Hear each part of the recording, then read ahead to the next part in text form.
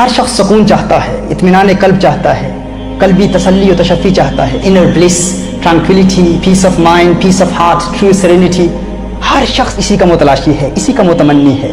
اب جس سے بھی سوال کریں گے، آپ کام کرتے ہیں، محنت کرتے ہیں، جد و جہد کرتے ہیں، ہر حوالے سے کوشش کرتے ہیں، کیوں کرتے ہیں؟ تو ہر شخص کا یہی جواب ہوگا کہ میں خوشی چاہتا ہوں. ہر شخص خوش رہنا چاہتا ہے، خوشگوار اور خوشحال زندگی گزارنا چاہتا ہے. دیکھیے، ایک تاجر پورا دن محنت کرتا ہے اپنی تجارت کو، اپنی بزنس کو، اپنے کاروبار کو پھیلانے کے لیے اور زیادہ سے زیادہ نفع کمانے کے لیے اپنی تمام تر توانائیاں اور صلاحیتیں صرف کرتا ہے. تو اس سے پوچھے تو کیا چاہتا ہے؟ ڈیپ ڈاؤن اپنے دل سے بتا کہ تیری خواہش کیا ہے، تیری تمنا کیا ہے، تیری آرزو کیا ہے، تیرا ہدف کیا ہے، تیرا موٹیو اور منتہا نظر کیا ہے. حقیقتاً تو کس چیز کا متلاشی ہے؟ وہ بھی کہے گا خوشی چاہتا ہوں. ایک مزدور جو پورا دن صبح سے شام تک پسینے میں شرابور ہو کر محنت و مزدوری کرتا ہے، اس سے بھی پوچھا جائے تو کیا چاہتا ہے؟ وہ بھی خوشی چاہتا ہے، وہ بھی ایک خوشحال زندگی گزارنا چاہتا ہے. ہر چند کے مختلف لوگ مختلف چیزوں میں خوشیاں تلاش کرتے ہیں. ہر شخص کی اپنی فکر ہے، اپنا نظریہ ہے. اگر کوئی شخص بیمار ہے تو اسے بیماری کی وجہ سے ہمیشہ پریشانی لاحق رہتی ہے، پریشان رہتا ہے بیماری کی وجہ سے. وہ چاہتا ہے کہ بیماری دور ہو جائے، پریشانی دور ہو جائے گی، پریشانی دور ہو جائے گی تو خوشحالی مل جائے گی. اسی طرح اسٹوڈنٹس ہیں، انہیں ہمیشہ امتحانات میں ناکامی کا خدشہ رہتا ہے، خوف رہتا ہے کہ ناکام ہو گئے تو ناکامی پریشانی میں مبتلا کر دے گی. تو وہ چاہتے ہیں کامیابی مل جائے، تو وہ کامیابی میں خوشیاں تلاش کر رہے ہوتے ہیں. اینڈ اسی طرح جن والدین کے اولاد نافرمان ہے، وہ چاہتے ہیں کہ وہ اولاد فرما بردار ہو جائے، وہ اولاد کی فرما برداری میں خوشیوں کے متلاشی ہیں، خوشیوں کے متمنی ہیں. اسی طرح اگر کچھ لوگ گھریلو ناچاکیوں اور اختلافات کا شکار ہیں تو وہ چاہتے ہیں کہ یہ تنازعات اور اختلافات ختم ہو جائیں تو ہمیں خوشیاں مل جائیں گی. اسی طرح کسی کا محبوب اس سے جدا ہو گیا ہے، کوئی پیارا جدا ہو گیا ہے تو وہ اس جدائی کو اپنی خوشیوں کا قاتل سمجھتا ہے. وہ چاہتا ہے کہ جدائی ختم ہو جائے، محبوب مل جائے، پریشانی ختم ہو جائے گی، سکون مل جائے گا، خوشیاں مل جائیں گی. کسی کے دشمن ہیں، دشمن کا خوف لاحق ہے، وہ دشمن پر برتری حاصل کرنا چاہتا ہے کہ کسی طرح دشمن پر برتری حاصل ہو جائے گی تو خوشی مل جائے گی. یعنی ہر شخص خوشی تلاش کرتا ہے. البتہ خوشی جس میں تلاش کی جا رہی ہے وہ وسائل اور اسباب اور ذرائع مختلف ہو سکتے ہیں، لیکن الٹیمیٹ گول، منتہا و نظر، ہدف سب کا ایک ہی ہے کہ خوشی مل جائے. یعنی انسان خوشی کا متلاشی ہے، خوشی چاہتا ہے. اب یہ خوشی چاہتا کون ہے؟ انسان چاہتا ہے نا خوشی. تو سوال یہ پیدا ہوتا ہے انسان ہے کیا؟ انسان کی تعریف کیا ہے؟ تو یاد رکھیے، انسان دو چیزوں کا مجموعہ ہے. ایک انسان کا جسم ہے اور ایک انسان کی روح ہے.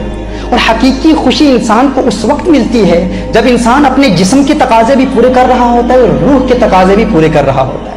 اگر آپ چاہتے ہیں نا کہ خوشی مل جائے، خوشی کہاں ملے گی، کیسے ملے گی، تو یہ جاننا ہمارے لیے ضروری ہے کہ خوشی حاصل کون کرے گا؟ خوشی انسان حاصل کرے گا نا. تو یہ جاننا بھی ضروری ہے انسان کیا ہے.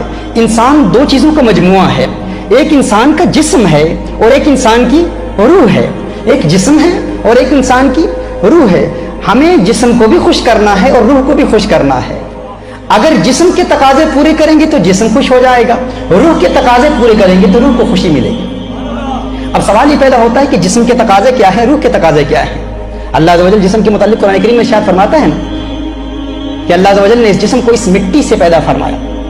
یہ جسم کیسے بنا؟ اللہ فرماتا ہے وَمِنْ آیَاتِهِ أَنْ خَلَقَكُم مِّن تُرَابٍ. اللہ عز و جل کی نشانیوں میں سے ایک نشانی یہ ہے کہ اللہ عز و جل نے انسان کو اس مٹی سے پیدا کیا، اس دنیا سے پیدا کیا. اور جو جہاں سے پیدا ہوا، جو جس چیز سے بنا، وہ اسی کی طرف لوٹ کر جانے والا ہے. انسان اس دنیا کی مٹی سے معرض وجود میں آیا تو وہ انسان اسی دنیا کی مٹی میں ہی لوٹ کر جائے گا. قرآن میں خالق کائنات فرماتا ہے منہا خلقناکم وفیہا نعیدکم، کہ ہم نے اسی سے تمہیں پیدا کیا اور اسی کی جانب تمہیں لوٹائیں گے. یعنی جو جہاں سے آیا ہے وہی لوٹ کر جائے گا. اسی طرح اللہ عز و جل نے روح کو بھی پیدا کیا. اب سوال یہ پیدا ہوتا ہے یہ روح کہاں سے آئی ہے؟ اللہ فرماتا ہے وَنَفَخْتُ فِيهِ مِنْ رُوحِي، اور جب ہم اپنی جانب سے ایک خاص معزز روح پھونک دیں.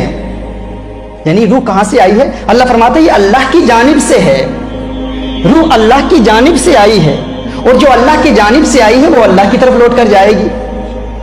انا للہ و انا الیہ راجعون. قرآن کریم ہے نا الذین اذا اصابتهم مصیبۃ قالوا انا للہ و انا الیہ راجعون. وہ کیا کہتے ہیں کہ ہم اللہ کے لیے ہیں اور اللہ کی جانب ہی لوٹ کر جانے والے ہیں، یعنی جو جہاں سے آیا ہے وہیں لوٹ کر جائے گا۔ جسم دنیا سے آیا ہے تو جسم اسی دنیا کی مٹی میں لوٹ کر جائے گا، روح اللہ کی جانب سے آئی ہے اور اللہ کی جانب لوٹ کر جائے گی۔ اب دیکھیے، جو جہاں سے آیا ہے وہیں لوٹ کر جائے گا اور اس کی غذا بھی وہیں سے آتی ہے۔ جو جہاں سے آیا ہے وہی لوٹ کر جائے گا اور جہاں سے آیا ہے اس کی غذا بھی وہیں سے آتی ہے۔ اللہ عز و جل نے انسان کے جسم میں کچھ تقاضے رکھے ہیں، انسان کے جسم کی چند ریکوائرمنٹس ہیں۔ انسان چند چیزیں چاہتا ہے، مثال کے طور پر ہمیں پیاس لگتی ہے، ہم پانی چاہتے ہیں۔ اللہ عز و جل نے انسان کے جسم میں پیاس رکھی ہے۔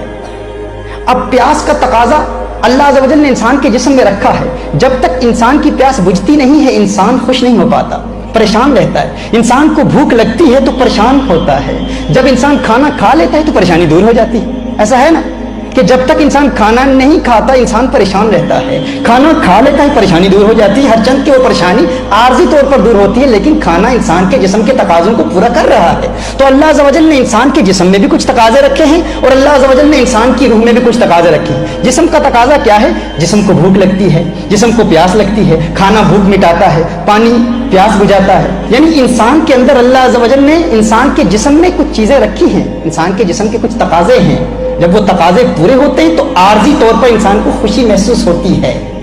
جس طرح انسان کے جسم میں اللہ عز و جل نے چند تقاضے رکھے ہیں، اسی طرح اللہ عز و جل نے انسان کی روح میں بھی چند چیزیں رکھی ہیں۔ جس طرح انسان کے جسم کو پیاس لگتی ہے، بھوک لگتی ہے، اسی طرح انسان کی روح کو بھی پیاس لگتی ہے، بھوک لگتی ہے۔ روح بھی پیاسی ہوتی ہے، روح کو بھی بھوک لگتی ہے۔ جس طرح انسان کے جسم میں کچھ تقاضے ہیں اسی طرح انسان کی روح میں بھی کچھ تقاضے ہیں۔ لیکن ہمارا المیہ یہ ہے، ہمارا مسئلہ یہ ہے کہ ہم جب بھی پریشان ہو جاتے ہیں تو پریشانی کو دور کرنے کے لیے ہم جسم کے تقاضے پورے کرنے کی حتی الاستطاعت کوشش کرتے ہیں لیکن روح کا تقاضا پورا کرنے کی ہم کوشش ہی نہیں کرتے۔ ہمیں علم ہی نہیں ہے کہ ہماری روح چاہتی کیا ہے، ہمیں اس بات کا علم ہی نہیں ہے کہ ہماری روح کا تقاضا کیا ہے، ہماری روح کی خواہش کیا ہے، ہماری روح کی تمنا کیا ہے، ہماری روح کی آرزو کیا ہے، روح کیا چاہتی ہے، روح کی خواہش کیسے پوری ہوتی ہے، روح کی پیاس کیسے بجھتی ہے، ہمیں اس بات کا علم ہی نہیں ہوتا۔ اور خوشی، الٹیمیٹ بلیس، حقیقی سکون، سکینہ قلب، طمانینت قلب، انر ٹرانکویلٹی، انسان کو اسی صورت میں حاصل ہوتی ہے جب انسان جسم کے تقاضے بھی پورا کرے اور انسان روح کی خواہشات بھی پوری کر رہا ہو۔ روح کی پیاس کیسے بجھتی ہے؟ فرمایا وما ارسلناک الا رحمت للعالمین، محبوب ہم نے نہیں بھیجا آپ کو مگر تمام جہانوں کے لیے رحمت بنا کر، یہی وہ رحمت للعالمین ہے، ان سے